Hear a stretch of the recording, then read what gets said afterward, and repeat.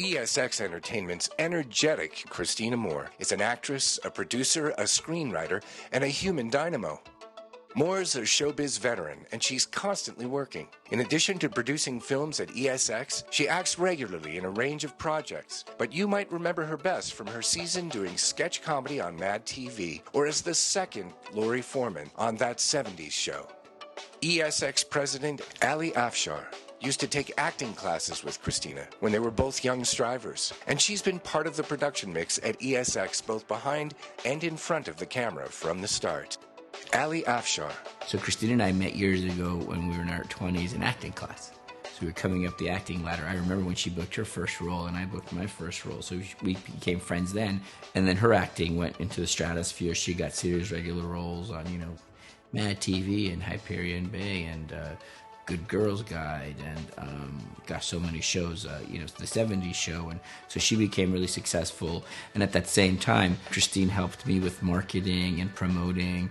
And even we kind of started this business, and she was active from day one with that. This year, Christina is one of the producers on two of ESX's top Christmas comedies. A Hollywood Christmas is a rom-com about people who make Christmas rom-coms, and it's been dominating the most viewed charts at HBO Max this Christmas season. Written by Christina's husband, John Ducey, I Believe in Santa is another unique Christmas comedy, in which Ducey and Moore also star as the grown man who still believes in Santa and the unbelieving woman who has to decide if she can live with that. We caught up with the delightful Christina Moore at ESX's Burbank offices on the day before the red carpet for Ibis, as I Believe in Santa is sometimes called. Our conversation encompassed the nuts and bolts of producing, the magic of Christmas, and the magic of working at a company like ESX. Christina, tell me who you are. Oh, I'm Christina Moore. I'm from Palatine, Illinois. I grew up in musical theater. I went to college for musical theater. And I was a pretty good dancer. I was an ish singer. I could act, and then I broke my ankle during a summer stock show, the Young Abraham Lincoln Boyhood musical drama. And so I thought, that dancing thing is too hard. So I moved to LA. But I think there's a musical theater kid that lives in me. I think that all the people who ever put a play on in a barn and painted the sets and sewed the costumes and sang and danced and did, there's a can-do attitude. And I think that's, is that my slogan, can-do attitude? Maybe. What's special about this exact moment right now? What is special in this moment is all of the anticipation. It's all of the unknown.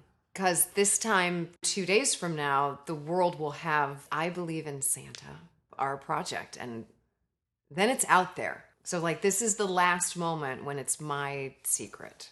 And it was written by my husband, John, and developed by our director, Alex, off of a poker bet. They've worked together a lot. Alex thought, I want you to write me a Christmas movie that captures that sense of goodwill towards all, and that people rise up and are the best versions of themselves at Christmas.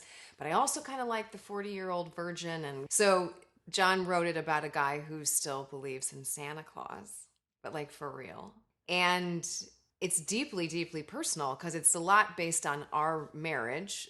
We met the way that you do, and I got to his house, and his living room looked like a first grade classroom with football shit everywhere.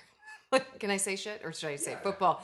Football stuff everywhere, taped to the walls, hanging in little doilies from the ceiling. The living room had 6 televisions. He paid to have, it's like he turned his house into a sports bar. And I was like, he is a giant overgrown kid. He's much more tapped into magic on the daily. That's just how his brain works. So how do you navigate loving someone who has almost a spiritual belief in something that you don't? So football was his childish obsession. Yes. And that became Santa In the movie. In the movie, yeah. And he's a mature, grown-up person, functional in the world, who's never stopped believing in Santa. Yeah, just never. Well, you think about it, to anybody who has kids, and there's a 5-year-old who's like, oh, is that Santa on the roof? And like that cranky uncle is going to say like, there's no such thing as Santa. Like he would be like shuttled out the back door.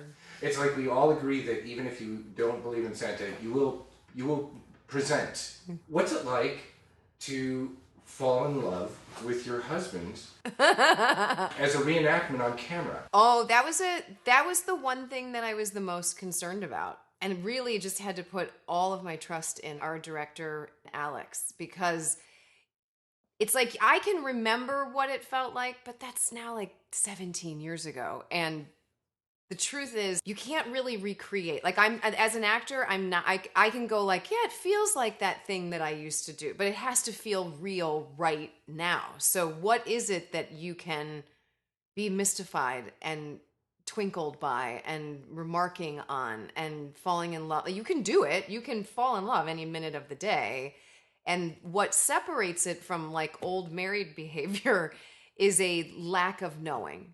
It's a like pure, unadulterated curiosity about somebody. And once you've known them, there's an assumption of like, oh, well, that's just how you behave. And so trying to keep in that like percolating magical moment.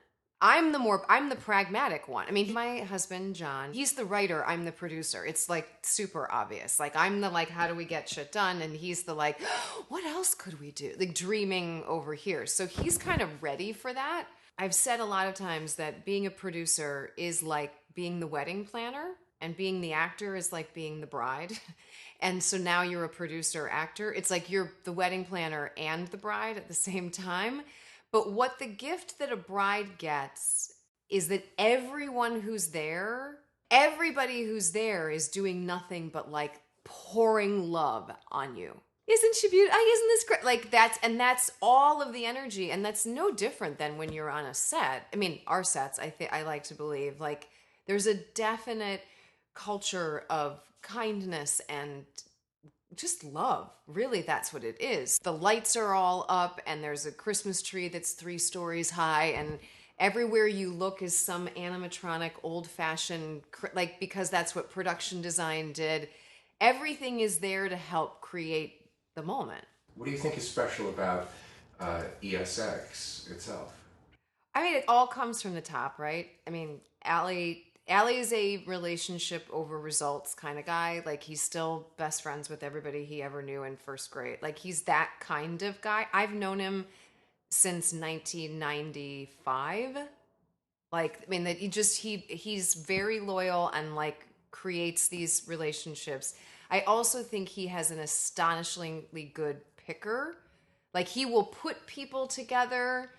And so like me and Alex, I mentioned, like we've done now, and I think it's 10 films. I don't even know. Like, and Allie will be like, hey, so I have this new thing. And I'm like, oh, is Alex directing? Like, you don't even have to ask. Of course, I'll do anything Alex does. Like there's a camaraderie. There's a deep, deep, deep bond. And I think that once we know that, then that comes from the top. And I know for me, I make a really big concerted effort as a producer. I didn't do it initially and I didn't like it. I wasn't very good at it. But I go around and my job is to say, do you have everything you need? What can I help you with? And you're doing a great job. Because I'm coming from the top. So I feel like when you get on really cranky set, it's because the top came in, what is it, like the husband, like kicked the dog, the wife then like, hurt the cat hit the mouth. Like it just comes rolling downhill. And instead, if it is, you're doing a great job, what do you need help with? And then helping. Well, as a producer, that's 100% my job. One of the things I'm the most proud of, because we've been doing this now for like 7 or 8 years, is the first crop that was young. Like I signed all the letters to get them into the union. I wrote the thing that said like, and so now there's an entire crop of kids that just aren't kids anymore. And I just follow to see what cool, sexy, crazy, awesome stuff they're doing. I did a photo shoot recently after not having done a photo shoot for 10 years. And I was like, okay, my Christmas wish, Santa Claus. I got the hair and makeup people that, like, these are the two, Christy and Sel, that I wrote to the unions, and I just was like, is there any possibility that you guys aren't working this one day? And to have them back, like, I mean, I can do it again. I was like, can't wait till this photo shoot is over, because I have like a really big ugly cry from this group, this like little nest, having been able to like magically come back for this one moment. So I think it is a family. Maybe it's just like a really emotionally healthy, developed family. We grow you up and kick you out because you got to go be awesome by yourself.